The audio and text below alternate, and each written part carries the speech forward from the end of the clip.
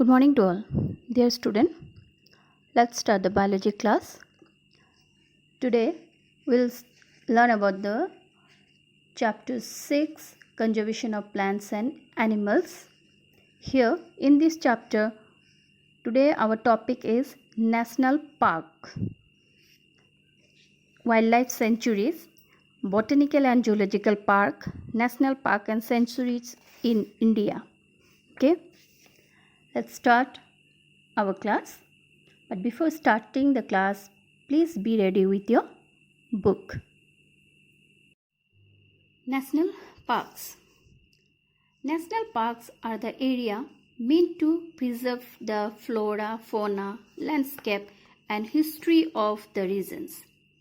People are permitted to enter only the buffer zones or designated areas in the park for educative, cultural and recreational purposes.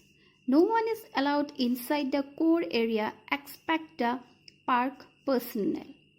There is prohibition on the exploitation of natural resources like buildings of dams, sporting events, hunting, fishing, etc.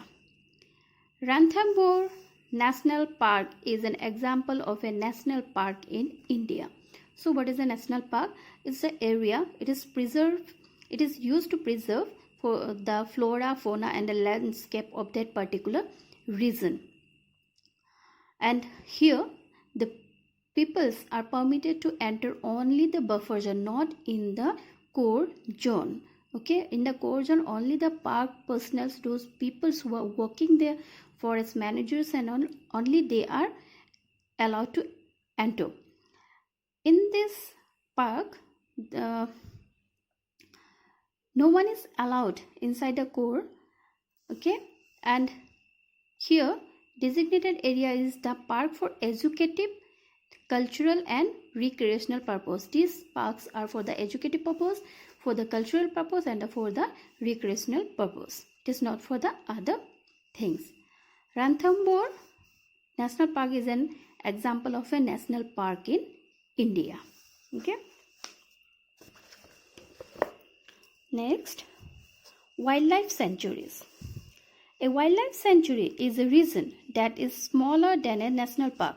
Wildlife sanctuaries are one. It's also a region or area, but it is little bit smaller than the national park. Set aside for the conservation of wild animals in the natural environment. So here in the natural wildlife sanctuaries, what will happen? It is an area which is kept aside for the conservation of wild animals in the natural environment. In the natural environment, wild animal can be survive. Sanctuaries help in educating people about the animals being protected there. The public is allowed into the sanctuaries with the forest officials accompanying them. Poaching, fishing and capturing animals are strictly prohibited in the sanctuaries. The region of the sanctuary may have a high population of a particular species of wildlife. The purpose of wildlife sanctuaries is to safeguard the species found in the region. Examples of wildlife sanctuaries are Rathangithud Bird Sanctuary in Karnataka, Gir Wildlife Sanctuary for conservation Asiatic lion and National Chambal Gharial Wildlife Sanctuary. Botanical and Zoological Park. Botanical or zoological parks are created artificially to house different species in habitats that mimic their original one. These parks create awareness and educate people about the importance of forest and wildlife. Zoological parks play an important role in breeding and taking care of endangered animals. So, zoological parks are play an important role to take care of the endangered animals, and it is also taking care of their breedings. And botanical parks also created an artificial house for the different species habitat that mimic their original one. Okay. Next, national park and sanctuaries in India. On a map of India, mark the location of the national parks and sanctuaries, referring to the list given below and mention the animals protected there. So here there are the list of different national parks and national sanctuaries in India, and why they are famous for the purpose of what animals they are protecting. Okay. Number 1, Kaziranga Wildlife Sanctuary. It is situated near Jorhat in the state of Assam. So where the Kaziranga is situated? Near the Jorhat in the state of Assam. It consists of forest, grassland and swamps that support the India one-horn rhinos and other wild animals. So it is Kaziranga National Wildlife Sanctuaries are famous for protecting the one-horn rhinos and other wildlife animals. Okay.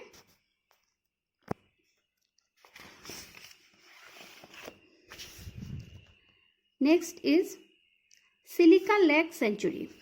The Silica Lake is situated near Bhubaneswar in the state of Odisha. The fauna includes waterfowl, crane, sandpipers, flamingos, etc. So Silica Lake Sanctuary, where it is situated? It is situated in the Bhubaneswar in the Odisha. Mudumalai Wildlife Sanctuary. It is located in the northwestern part of Nilgiris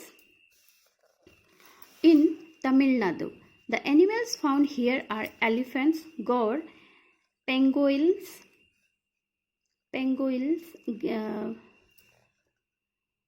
wild dogs, etc.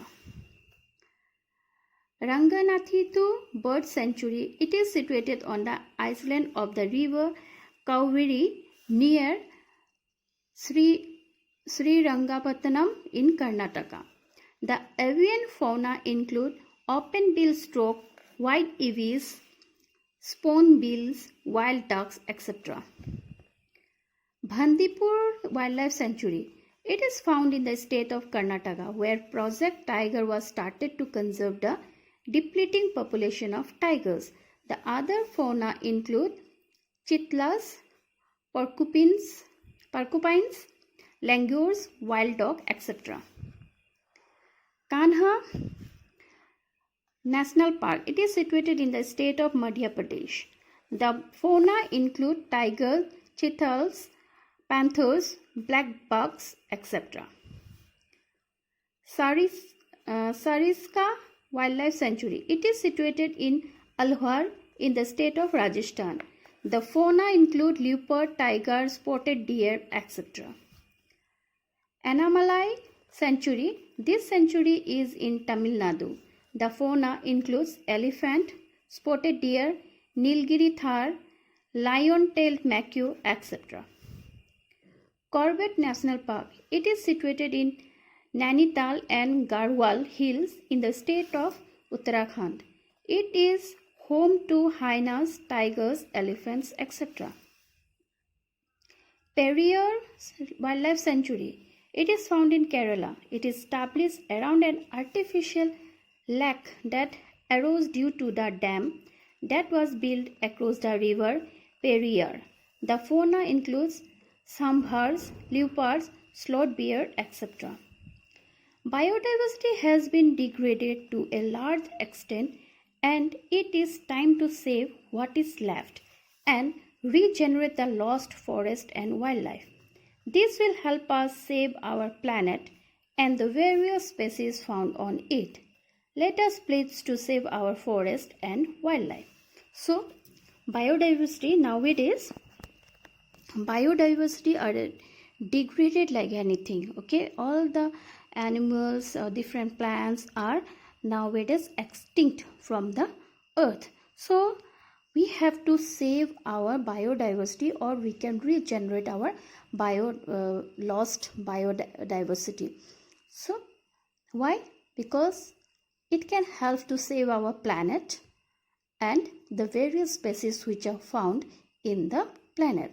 So here let us take a pledge to save our forest and wildlife. So student, this much for today's class. Already we finish our chapter now today. So in the next class we will do the question answers of this chapter. But before that, here are some home assignment questions for you. Write down the answers and send me in the WhatsApp group. Thank you and have a nice day.